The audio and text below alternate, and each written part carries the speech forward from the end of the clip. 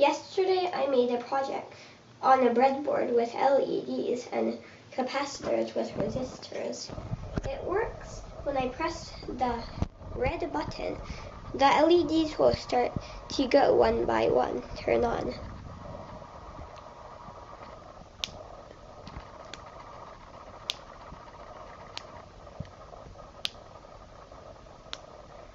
First, the one here will turn on, then this one and this one.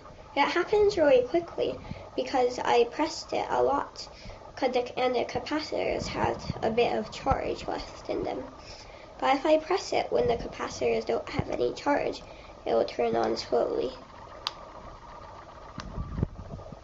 It also will dim away a puny bit because the capacitors have charged up electricity. These are the capacitors I used. The first one is 50 volts, which is this one. It looks like a gigantic resistor, but it is actually a capacitor. It can come in the form like this and bigger, but this is the only kind I had, like this. It is 50 volts output, 75 UF picofarad, and it is 2.5 centimeters long, or 1 inch long.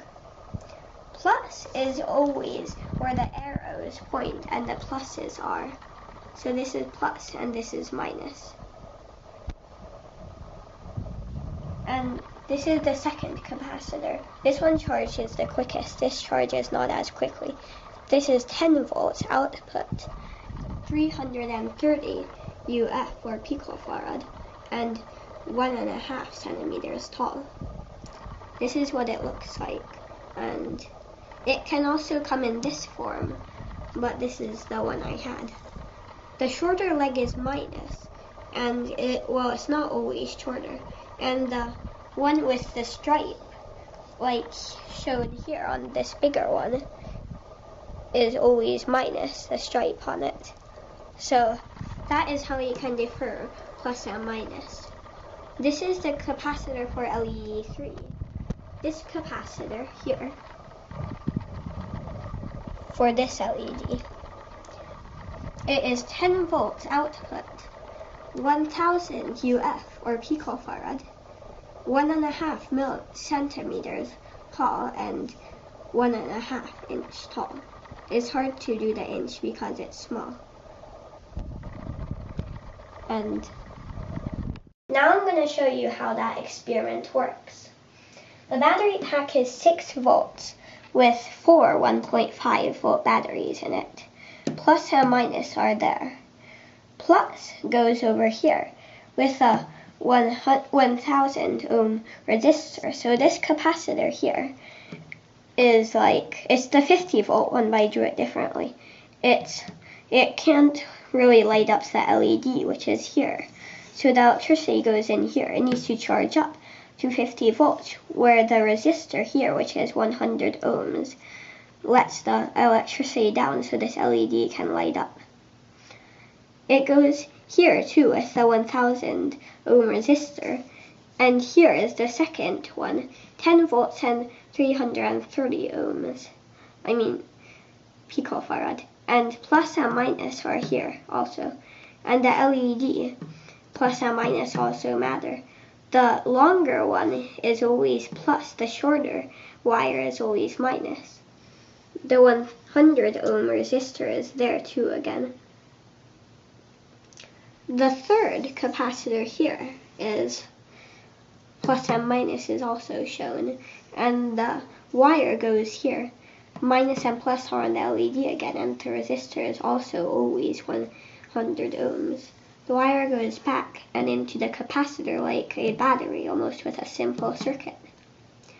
Where the electricity goes in, on the other side it goes out on each one to the minus side, and that's how it charges. The button or press switch is right here, so when you turn it on, electricity goes through. It is divided in 3, and it's too weak to power that LED, so the capacitor needs to charge. That's why one turns on before the other, and they turn on in order.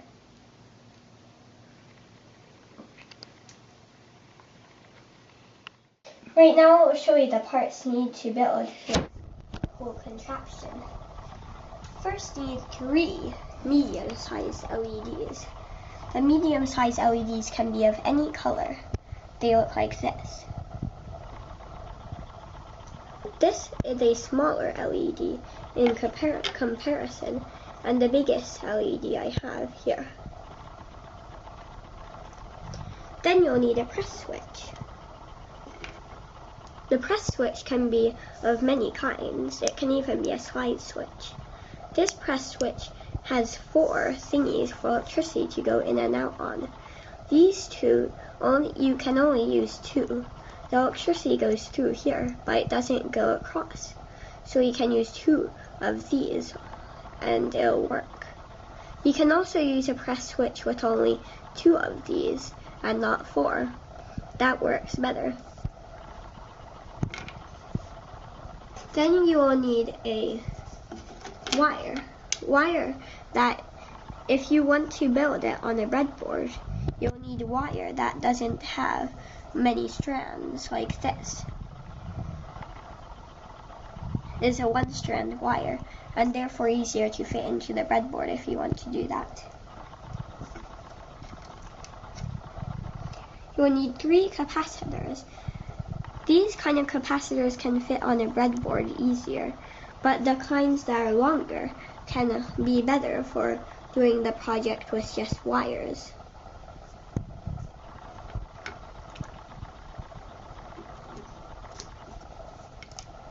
Then you will need 3 100 ohm resistors. The color coding on them is brown, black, and then gold. If you want to do the color coding trick, then you don't need to use gold to find out the ohms. You will need 3 of those. You will also need 3 1000 ohm resistors. The color code on these is brown, black, orange.